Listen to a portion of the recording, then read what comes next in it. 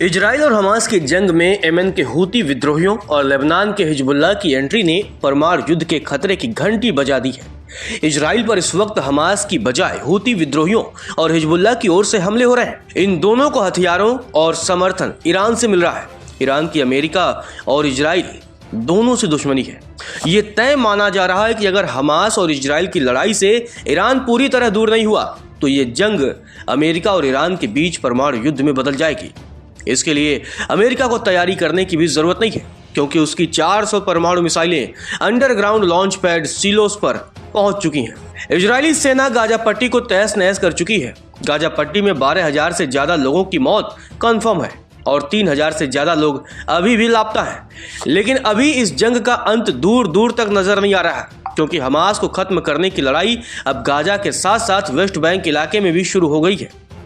हर बीतते दिन के साथ गाजा की जंग एक महाविनाशक परमाणु युद्ध की ओर बढ़ रही है, जो इजराइल और हमास या हिजबुल्लाह के बीच नहीं बल्कि अमेरिका और ईरान के बीच हो सकता है। इसके लिए अमेरिका ने अपने परमाणु हथियारों के जखीरे को अपने लड़ाकू विमानों, युद्धपोतों, परमाणु पनडुब्बियों और जमीन में बनाए गए साइलोस में तैनात करना शुरू कर दिया है।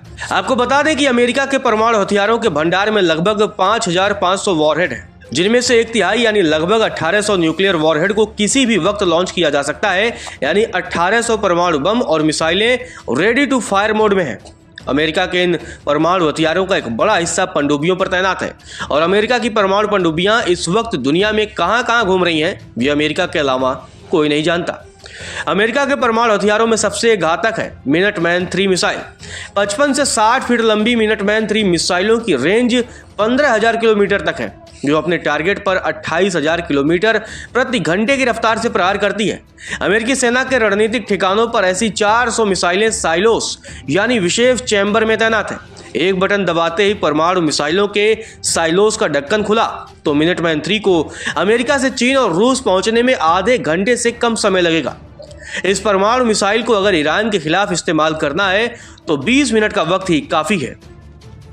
अमेरिका ने अपने परमाणु हथियारों को यूक्रेन पर रूस के हमले के बाद तैनात करना शुरू किया था। रूस के परमाणु हमले की धमकियों से निपटने के लिए पेंटागन ने अपने न्यूक्लियर भंडार को 100 अरब यानी लगभग 8 लाख करोड़ रुपए के बजट से अपग्रेड करना शुरू किया। इसमें बड़ी रकम न्यूक्लियर सिलोस की देखरेख में खर्च होती है। अभी तक यही माना जाता रहा है कि अमेरिका के परमाणु हथियारों का इस्तेमाल रूस या चीन के खिलाफ ही होगा, लेकिन गाजा पट्टी और वेस्ट बैंक में हमास और इजराइल की जंग ने भी अब परमाणु हमले की आशंका बढ़ा दी है। इस आशंका की जड़ है ईरान, जिसके समर्थन से हिजबुल्लाह के लड़ाकों ने दक्षिण लेबनान से इजराइल पर हमले तेज कर दिए हैं। हिजबुल्लाह से निपटने के लिए इजरायली सेना ही काफी है और उसके लिए परमाणु बम की भी जरूरत नहीं है। फिर परमाणु युद्ध की आशंका क्यों? इसकी वजह है ईरान, जो परमाणु बम बनाने के बेहद करीब है।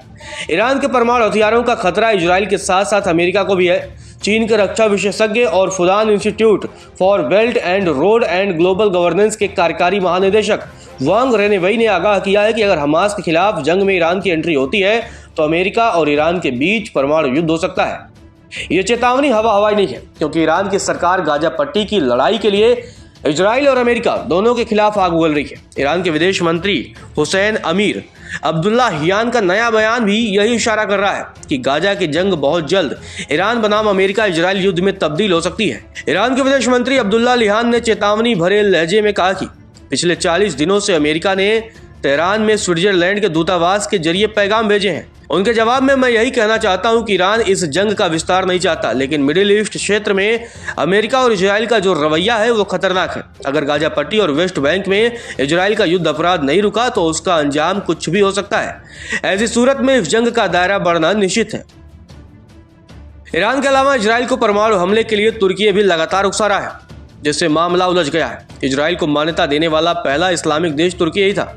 तुर्की नाटो का भी सदस्य है और तुर्की को राष्ट्रपति रेचेप तय्यप एर्दोगान ने 3 दिन पहले ही इजराइल के प्रधानमंत्री बेंजामिन नेतन्याहू को धमकी दी कि अगर दम है तो इजराइल अपने परमाणु हथियार निकाल कर दिखाए। इजराइल ने यह भी कबूल नहीं किया है कि उसके पास परमाणु बम है, लेकिन परमाणु हथियारों पर नजर रखने वाली गैर एजेंसियों का दावा है कि इजराइल के पास 90 से लेकर के 200 के बीच न्यूक्लियर वॉरहेड है। माना जाता है कि ईरान ने फ्रांस की मदद से परमाणु हथियार बनाए हैं, जिसका खुलासा पहली बार 1986 में इजराइल के एक न्यूक्लियर टेक्नीशियन ने किया था। उस टेक्नीशियन को मोसाद ने इटली से पकड़ा, उसे गद्दार घोषित कर 18 साल की कैद की सजा सुनाई गई और रिहाई के बाद भी उस टेक्नीशियन के कहीं आने जाने पर रोक लगा दी गई।